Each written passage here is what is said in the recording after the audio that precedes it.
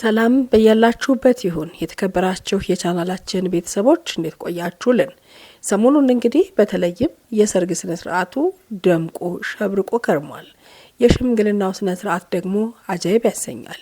በሌለ ባህል አዳዲስ ነገሮች እየመጡ በሽምግልና ጊዜ እንደ ሰርግ ያክል እየተደገሰ አበባው ለ2 ለ3 ለ4 ለ5 እየተያዘ በየሽምግልናው ትልቅ ስነ ስርዓት ሲደረግ እየተመለከትን ነው።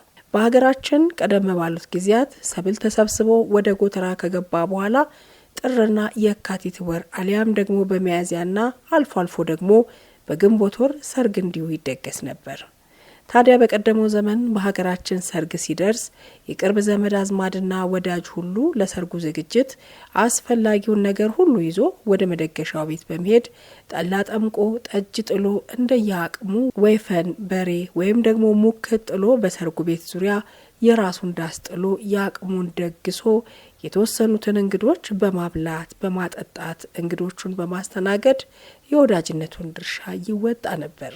ዘመነኛው ሰርግ ደግሞ የቀድሞውን ባህል ተከትሎ ወደ ሙሽሪት ቤት ሽምግልና ይልካል። አስቀድሞ ወግና ባህሉን ጠብቆ ልጃችሁን ለልጃችን ጥያቄ በወግ ማዕረግ ስርዓቱ ይከናወናል። አሁንማ ቀደም ሲል እንዳልኩት ገና ሽምግልና ሲላክ የቀለጠው ድግስ ይጀመራል። ድግስ ተደግሶ ተበልቶ ተጠጥቶ ተጨፍሮ ሽማግሌዎቹ ይሸኛሉ። የሰርጉ ቀን ሲደርስ ደግሞ በአቅምም ይሁን ያለ አቅም በሺዎች በሚቆጠሩ ታዳሚ ተጠሪዎች በቄንጠኛና ትላልቅ አዳራሾች እጅጉን በላቁ ሆቴሎች በየጠረጴዛው በየአይነቱ መጠጡ ተሾሞ የውስኪው አይነት በነፍስ ወከፍ በየጠረጴዛው ተሰድሮ የምግቡ ብፌ ርዝመት ያለው የክትፎ አይነት ቀዩ፣ ጥሬው፣ ለብለቡ፣ ድብልቁ፣ ገባ ወጣው፣ የበለስ ዝንጉርጉሩ፣ ቅባት የበዛው በታሸበት ያለ ቅባት በጎመን በአይብ እየታጀበ የጥሬ ስጋው አይነት በየበሬው አካል ተበልቶ ጮማው በሰባ ፍሪዳው ባልደለበው በሬ በሳር ብቻ በተቀለበው በሬ ለሆድ ሳይሆን ለአይን በሚማረክ መልኩ በርካታ ወጣውጥ የባህልና የባህር ማዶ ምግቦች ለመመገብ ሳይሆን ለቁጥርና ለጉብኝት የሚታክት የሚዘጋጅበት ሰርግ እየተበራከተ መጥቷል።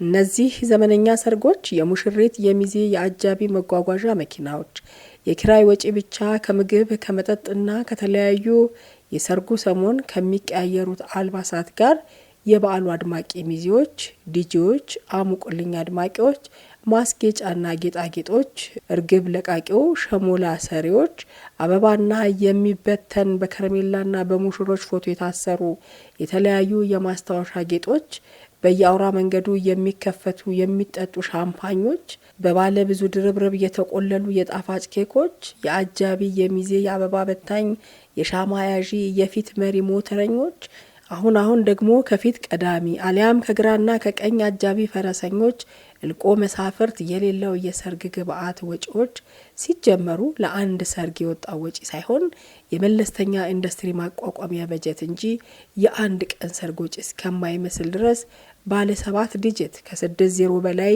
ከኋላው ያስከተሉ ቁጥሮችን መስማት እንግዳ ነገር አይደለም። ለማንኛውም የዘንድሮ ሰርግ እንዲህና በእንደዚህ መልኩ ከባለ ሁሉም ከትውፊቱም ከሃይማኖቱም ከክዋኔውም ከዘመናዊነቱም ከባህር ማዶም ከየብሔሩም እየተቀነጫጨበ በአንድ ተዋህዶ በአንድ ሰርግ በወጉም ያለ ወጉም በእቅድም ያለ እቅድም በአቅምም ያለ አቅምም ከማናንሼና በቤተሰብ በጓደኛ እየተከናወነ ይገኛል። ለማንኛውም የሰርግ ድግስ የድሮም ይሁን ያሁን የማህበረሰብ አንዱ የኑሮ ክዋኔ ዋነኛ መገለጫ ወዳጆቹን ከዘመድ ጎረቤቱን ከአካባቢ የተለያዩትን ደግሞ አቀራርቦ የሚያስተሳስር ወደ ትዳር የሚያመሩትንም ቢሆን ወደ 3 ጉልቻ የሚያሻግር የደስታ መድረክ ነውና ይሁን። ነገር ግን አስደሳች የጥሩ ጊዜ ትዝታና የዕለቱ መድመቂያ ክንውን ሆኖ አቅምን፣ ባህልን፣ ጊዜውን ዙሪያ ገባውን አገናዝቦ በሰከነና በእርጋታ ሲሆን ውጤቱም ጥምረቱም ትዝታውም ቀሪ ይሆናል። እናማ ሰሞኑን ቅልጥ ያለው ድግስ የቦሌ ምድር ካስጨነቃት ከነሺህ አላሙዲን ቤተሰብ የጀመረው የሰርግ ድግስ ደግሞ ቀጥሎ በባለስልጣኑ በባለ ሀብቱ በድምፃውያኑ የደመቀው የዶክተር ወርቅነህ ልጅ ድግስ አገርን አጃይብ አሰኝቷል። የናታይና የህሊና ሰርግም በአርቲስቶቻችን ደምቆ ውሏል። ለማንኛውም ትዳራቸው የሰመረ ጎጆአቸው የሞቀ በልጆች የተባረከ ይሁን።